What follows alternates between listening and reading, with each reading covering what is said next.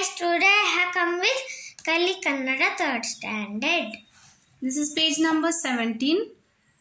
E main.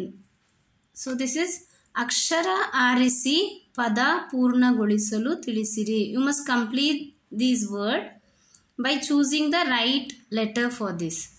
So here in the bracket options are given, that is ta, da, ma. So what comes in between ka and ri? Kattari.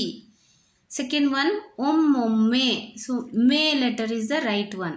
Third one, ajjaya. Ja is the right letter. Fourth one, kallata. So la you need to choose and write it here. Fifth one, tammayya. Ya letter is the right one. Sixth one, chinnamma.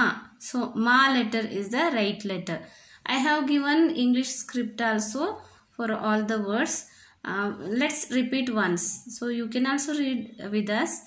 First one, kattari. Kattari. Second one, omme. Omme. Ajjaya. Ajjaya. Kallata. Kallata. Tammayya. Tammayya. Chinnamma. Chinnamma. Now next is umain. ವಾಕ್ಯಗಳನ್ನು ಓದಿಸಿ ತಲಾ 2 ಬಾರಿಯಂತೆ ನಕಲು ಮಾಡಿಸಿರಿ. That means you need to read the sentences and 2 times, twice, 2 ಬಾರಿ, twice you must copy the same sentence in Kannada. Here I have given one is English script, the other one is English meaning of this sentence. So the first one, ನಮ್ಮ ನಾಡು ಕನ್ನಡ ನಾಡು.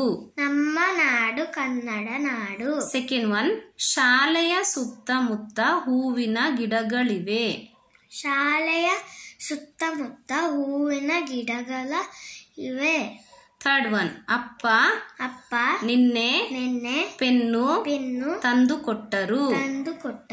Fourth one, ಹಕ್ಕಿ ಪುರ್ರನೆ ಹಾರಿತು.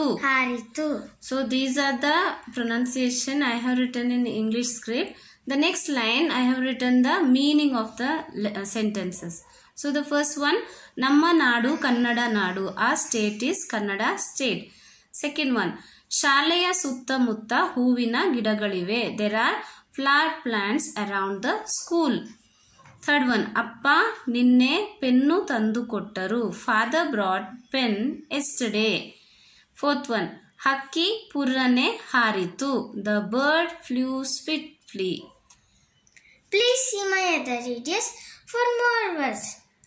You watch, like and share my other video and this video. Thank you.